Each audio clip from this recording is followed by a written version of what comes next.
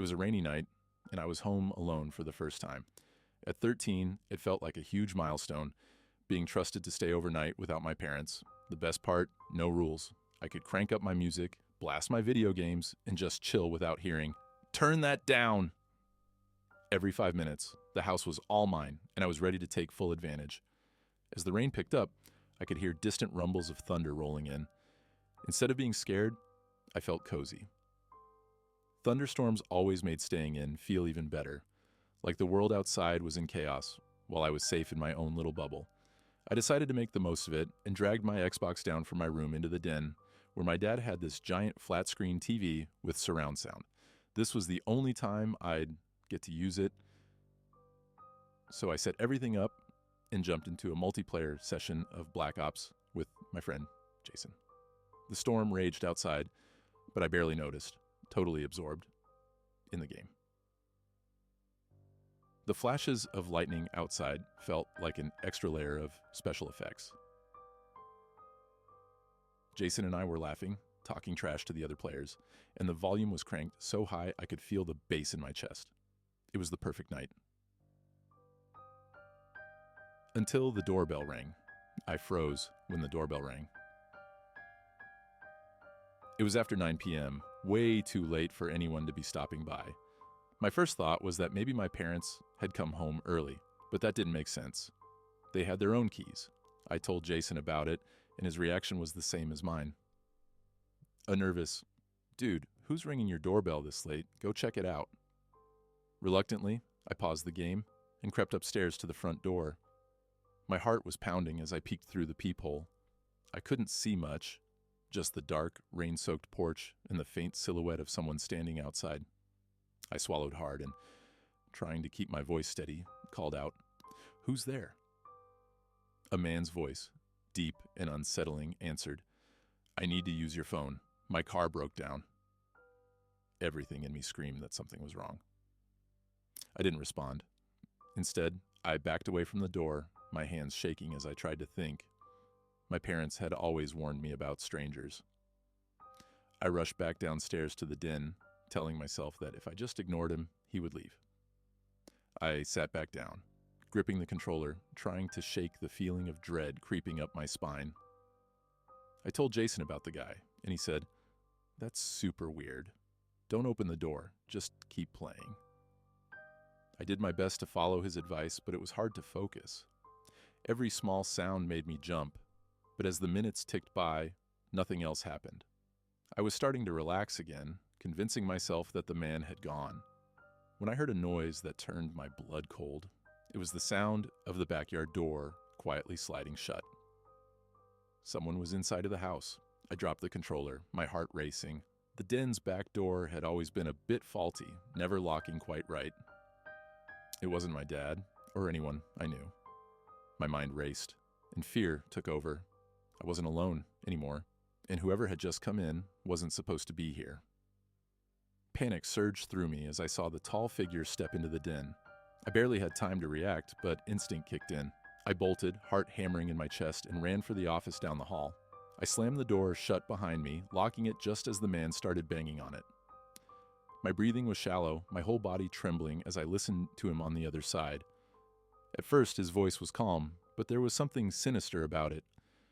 "Hey, kid, I just need to use your phone," he said, the same line he'd used earlier. But when I didn't respond, his voice shifted, becoming angrier. "Open the door!" he yelled, slamming his fists against the wood so hard that I thought it might break. I knew I couldn't stay in there. The door wouldn't hold much longer, and I was trapped. The only other way out was through the garage. With shaking hands, I hit the button to open the garage door, but it was so loud, the grinding sound filling the silence like an alarm. The door was painfully slow, and I kept glancing back at the office door, praying it wouldn't burst open. As soon as the garage door was up halfway, I crawled under it, feeling the cold, wet air hit me.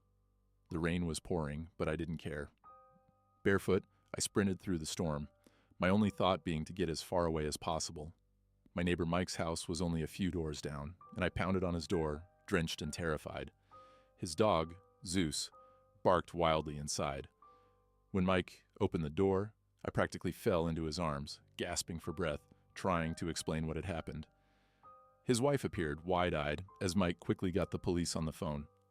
I stayed in their living room, shaking uncontrollably, watching the rain streak down their windows as we waited for the cops.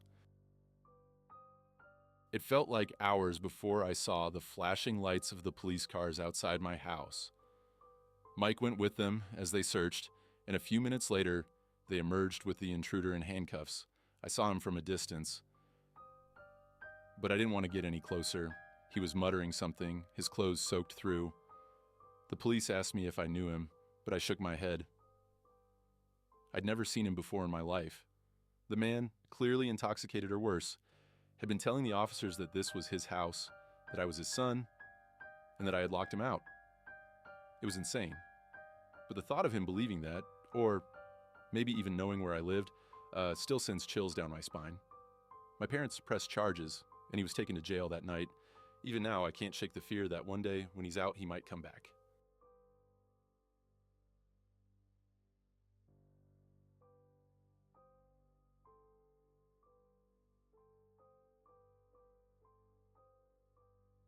I never thought anything truly terrifying would ever happen to me. My life was as average as it gets, boring even. That's probably why I found so much comfort in creepy YouTube stories and podcasts about real horror. They were thrilling, sure, but always felt distant, like they were happening in some other world, far away from my quiet, uneventful life. It was a late night, probably around 4 a.m. Another storm had rolled in, like it had every week for the past month. The rain hammered against the windows while the wind howled like a banshee outside. I could hear it tearing through the trees, making them creak and groan as it swept through the yard. Everyone else in the house, my mom and grandparents, was fast asleep. I, on the other hand, was still awake, lounging in bed, scrolling through Reddit like I did most nights. The storm was brutal that night. The wind was so strong it almost sounded like rocks were hitting the window, but I didn't mind. There was something oddly calming about it, even with the occasional deafening crash of thunder. I just let it play in the background as I kept scrolling, reading random posts. Then, suddenly, the power cut out. 1 second my room was lit by the dim glow of my lamp, and the next I was plunged into darkness. It startled me for a moment, but I wasn't too worried. I had my phone fully charged, so I figured I'd be fine until the power came back. After a few more minutes of scrolling, I started feeling tired. The storm outside had settled into a rhythmic, almost soothing pattern of rain against the window and the occasional gust of wind. I turned off my phone, rolled over, and closed my eyes. The storm outside felt like a lullaby, and before I knew it, I was fast asleep. Sometime later, I woke up with my throat feeling like sandpaper. My mouth was so dry it was almost painful. I tried to ignore it, tossing and turning, hoping I could just fall back asleep, but the discomfort was too much. With a groan, I reached for my phone and turned on the flashlight, the bright beam cutting through the darkness. I sighed, realizing I'd have to drag myself out of bed to get some water. As soon as I cracked open my bedroom door, I was hit with a blast of cold air. The living room felt like a freezer. My breath caught in my throat for a moment as the chill seeped into my bones. That was weird. The house was never this cold, especially during a storm. I shrugged it off, pulled on a sweater hanging from the chair, and shuffled my way toward the kitchen, the flashlight guiding me. But as I moved through the hallway, something felt off. The wind outside sounded louder, more menacing, like it was right next to me, and the further I got from my room, the colder it became. It was almost like the house itself had taken on a different atmosphere, a strange unease settling over everything. When I reached the kitchen, I stopped dead in my tracks. The patio door was wide open. A jolt of fear shot through me. My mind raced with questions. Who could have opened it? How long had it been like that? My first thought was to blame my grandfather. Maybe he'd gone outside and forgotten to close it. But even as I tried to convince myself of that, it didn't sit right. He wasn't the type to leave doors open, especially not during a storm. The wind outside howled louder, sending another gust of icy air into the kitchen. My pulse quickened, but I forced myself to walk over to the sliding door, shut it, and lock it. As I did, I glanced outside. The darkness beyond the glass was suffocating, the only sound being the relentless wind. I couldn't shake the feeling that someone or something had been out there. I turned away quickly, heart racing, and practically power walked back to my room. Every instinct screamed at me that something was wrong. I locked my bedroom door, grabbed a chair, and wedged it under the doorknob. Even though I was back in my room, safe, or so I told myself, the fear clung to me like a shadow. Something gnawed at my mind, whispering the unsettling thought that someone could still be inside the house. No matter how much I tried to shake it off, the anxiety only grew stronger. I checked my closet, even under my bed, before finally collapsing back onto the mattress. But I couldn't relax. I kept the flashlight on, letting the beam of light act as some sort of comfort, though it did little to ease the heavy tension in the room. Something was wrong. I could feel it. Just as I started to drift back to sleep, a soft noise jolted me awake. It was faint at first, a slight bump, then the slow groaning of bed springs shifting. My heart skipped a beat as the horrifying realization washed over me. I hadn't checked under my bed. My body froze. For a moment, I convinced myself it was nothing, just the house settling or maybe the wind outside. But deep down, I knew something was wrong. With trembling hands, I gripped my phone, turning the flashlight back on. My breath came in shallow, panicked gasps as I forced myself to lean over the edge of the bed and shine the light underneath. That's when I saw her. A gaunt, skeletal woman squeezed beneath my bed, her bloodshot eyes staring directly into mine. Her skin was stretched tight over her bones, giving her the appearance of something far beyond human. Her lips were pulled back into a grotesque, wide grin, revealing yellowed, crooked teeth. My entire body locked up as I stared at her in pure, mind-numbing terror. She just kept staring, her eyes unblinking. Then, as if something inside her had snapped, she let out a cackle, high-pitched, distorted like nails on a chalkboard, the sound clawing its way into my skull. I couldn't breathe. My stomach twisted as I fought the urge to vomit. That laughter was something straight out of a nightmare. I didn't think. I acted. I flew out of bed, shoving the chair out of the way with such force it toppled over. I sprinted out of my room, barely aware of my own screaming as I ran down the hallway, calling for my grandfather. He burst out of his room in seconds, a gun in hand, something I never even knew he owned. Together, he, my grandmother, and I rushed back to my room. My grandfather led the way, and just as we reached the doorway, we saw it. A pale figure slipping out the open window. I hadn't even realized it was unlocked. My grandfather fired a shot into the darkness, the sound deafening in the small space. We didn't chase after her, though. The figure disappeared into the storm, swallowed by the night. Whether the shot was a warning or something more, I'll never know. We didn't call the police. What could we even tell them? There were no cameras, no way to prove what happened. No one would believe a story about some skeletal woman lurking under my bed. All I could do was try to convince myself it was over. But the truth is, I haven't slept the same since that night. We're getting new locks on the windows next week. Better ones, just to be safe. But every night, when I lie down in bed, I can still see her eyes staring back at me, her twisted smile burned into my memory. And that laugh, it haunts me.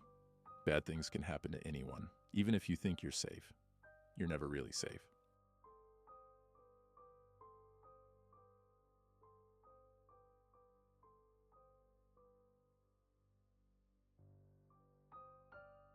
It was September, and my girlfriend Lily and I had planned a little weekend getaway to my family's old mobile home upstate. The place wasn't much, just a 600 square foot space with a single bedroom, a pull-out couch in the living room, a tiny kitchen, and a bathroom. But it had electricity and running water, so we like to call it luxury camping. Even though it was nestled deep in the woods, miles from the nearest town. The location was isolated, surrounded by dense trees and dirt paths that seemed to go on forever, but there was always plenty to do. My family had used the property for years for off-roading, archery, dirt biking, and shooting. I was excited to show Lily everything. We had the whole weekend mapped out, and it was supposed to be a relaxing break from our usual busy lives. Friday was spent settling in, unpacking, grabbing groceries, and just soaking in the kind of quiet that feels so far removed from everything. It's almost eerie. We made dinner, laughed about how disconnected we were from the rest of the world, and curled up on the couch, listening to the distant sounds of the forest. Saturday started off just as perfect. We spent most of the day outside, doing everything on our list, shooting targets, tearing through the dirt paths on the quad. But as the afternoon wore on, the sky began to shift. Dark clouds started rolling in, swallowing the sun. The air grew heavy, like something was brewing. The storm felt almost alive. We could feel it in the air, that strange electric charge. By the time the first distant rumbles of thunder rolled across the sky, we knew it was time to head back inside. As the storm rolled in, we hurriedly stashed all our gear back into the outbuilding and dashed inside. The wind was already picking up, and the sky had turned an ominous shade of gray. Once indoors, we made dinner and popped a movie into the old DVD player.